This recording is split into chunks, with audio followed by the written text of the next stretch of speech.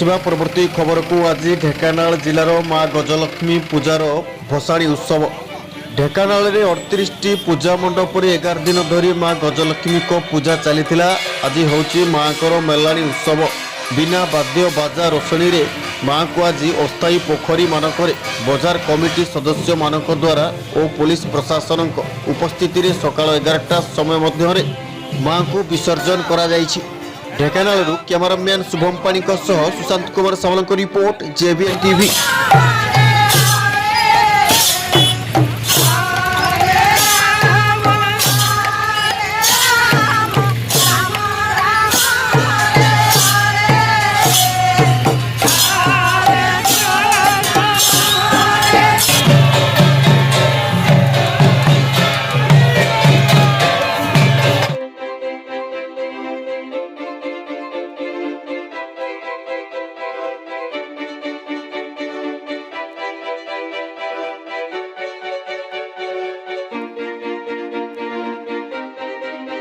परिचय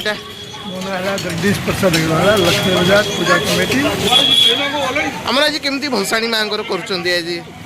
भसाणी जाऊँगी बिना भक्तरे बिना बाजारे बिना प्रोसेसन खाली कोविड-19